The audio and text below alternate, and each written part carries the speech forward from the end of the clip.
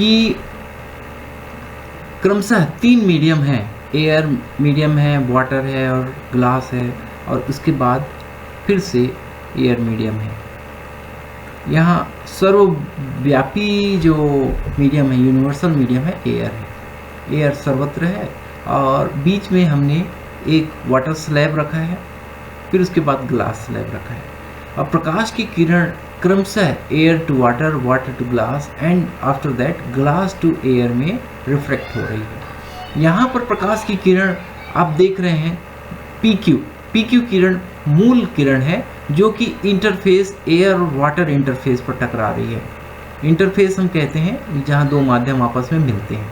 तो यहाँ प्रकाश की किरण PQ एयर वाटर इंटरफेस पर जैसे ही इंसिडेंट होती है, वहाँ से अपवर्तन की घटना चालू हो जाती है।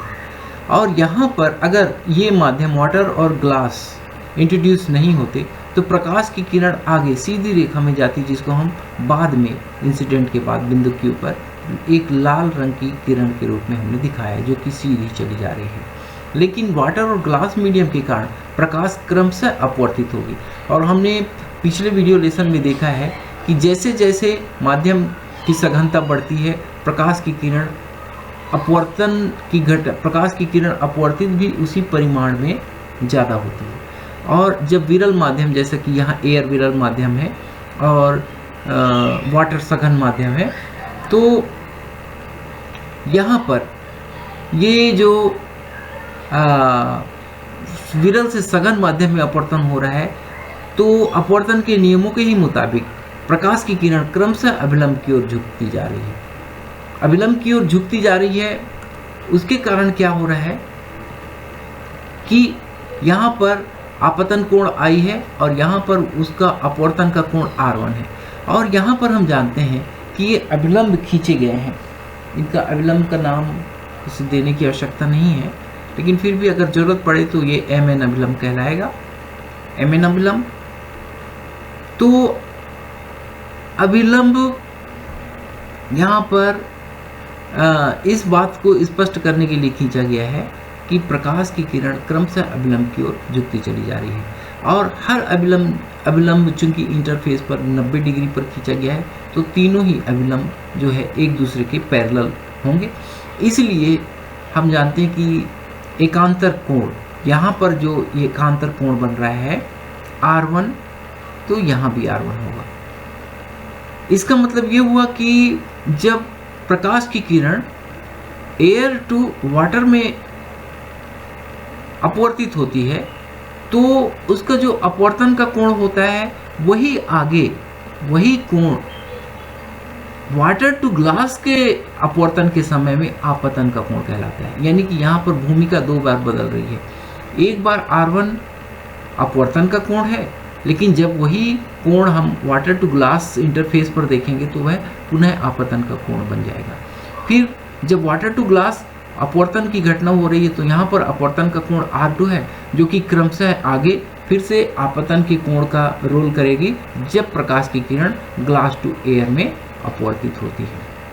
तो इस प्रकार अपवर्तन की घटना कितनी बार हो रही है आप देख लीजिए। एक बार एयर वाटर इंटरफेस पर, दूसरी बार वाटर और ग्लास इंटरफेस पर, और तीसरी बार ग्लास और एयर इंटरफेस पर। और हम इन तीनों ही बार अपवर्तन की घटना में देखते हैं कि हमको कौन सा संबंध प्राप्त होता है। अब आगे चित्र में व्यवहारिक ये होगा कि ये चित्र आपके सामने बना रहे ताकि आपको समझने में आसानी हो। तो मैं इस चित्र को बहुत छोटे संस्करण में आगे की भी पेज में ले लेता हूँ।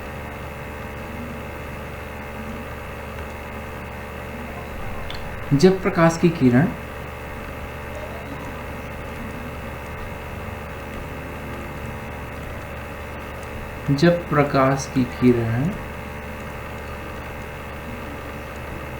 वायु से जल में अपवर्तित होती है,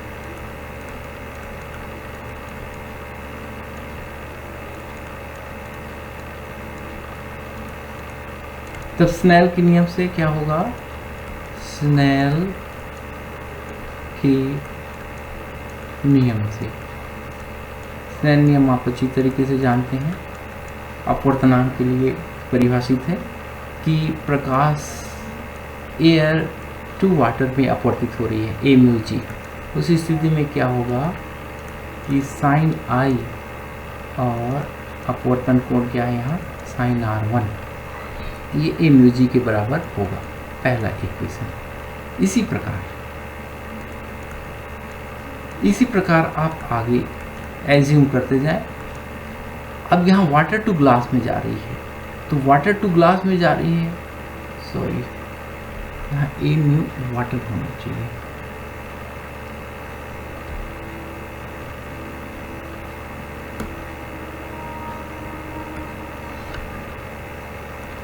इसी प्रकार जब प्रकाश की किरण यहाँ आप देखिए कि वाटर टू ग्लास जाती है, तो उस स्थिति में जो पिछला अपवर्तन कोण है वो अगला आपतन कोण बन जाता है और साइन R1 बटे R2 की जो वैल्यू होगी वो W म्यू जी के बराबर होगी।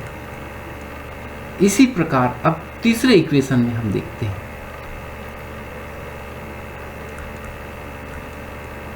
जब प्रकाश की किरण फाइनली ग्लास टू एयर में अपवर्तित होते हुए वापस एयर मीडियम में चली जाती है, तो इस स्थिति में हम लिखेंगे कि जी म्यू ए बराबर, ये क्या होगा, वही संबंध रिपीट होंगे, साइन R2 बटे, यहाँ पर हम लिख दें कि साइन ई।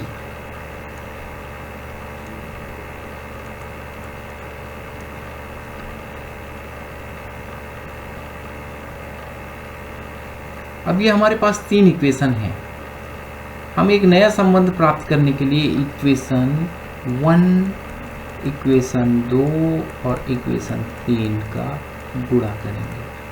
तो इक्वेशन 1 आपको पता है ए म्यू डब्ल्यू, इक्वेशन 2 आपको पता है कि डब्ल्यू म्यू जी, और इक्वेशन 3 आपको पता है कि जी म्यू ए बराबर क्या होगा। राइट हैंड क्या थे इनके, सबसे पहले था साइन आई बटे साइन R1, दूसरा इक्वेशन था साइन R1 बटे साइन R2, और तीसरा इक्वेशन था साइन R2 बटे साइन ई।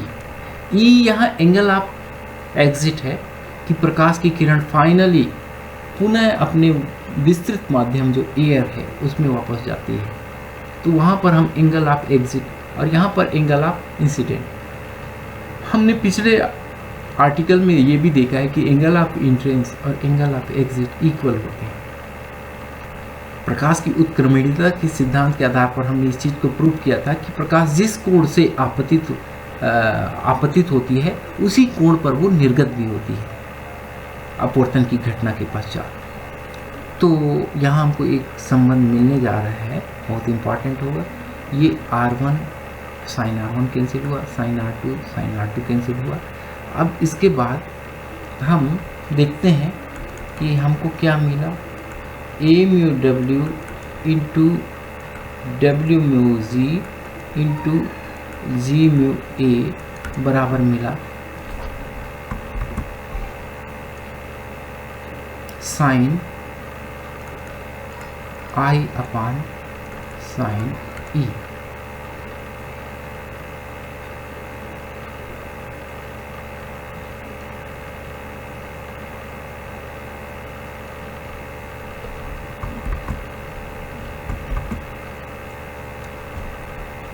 अब हम उस चीज़ को यहाँ पर यूटिलाइज करें कि I इजिकल टू ई, ये किस सिद्धांत से, उत्क्रमणीयता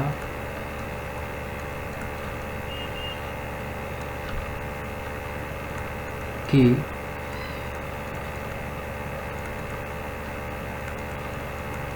सिद्धांत से, उत्क्रमणीयता के सिद्धांत से।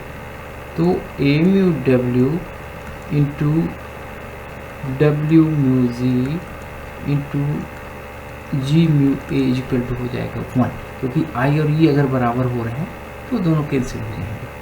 अब इस प्रकार से आप डब्ल्यू म्यू जी की वैल्यू निकाल सकते हैं डब्ल्यू म्यू जी बराबर क्या होगा,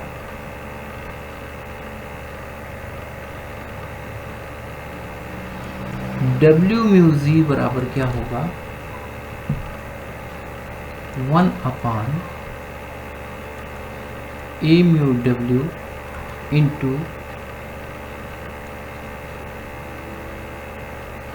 जी म्यू ए। इसको हम और थोड़ा सिंप्लीफाइड करके देखेंगे तो हमको मिलेगा W mu G equal to G mu A, ऊपर जाएगा तो हम उसको लिख सकते हैं कि ए म्यू जी बटे ए म्यू डब्ल्यू। यहाँ भी हम ये रिलेशन जानते हैं, क्या जानते हैं कि जी म्यू ए बराबर लिखा जा सकता है ए म्यू जी। ये भी उत्क्रमणीयता के सिद्धांत के आधार पर कहा जाता है।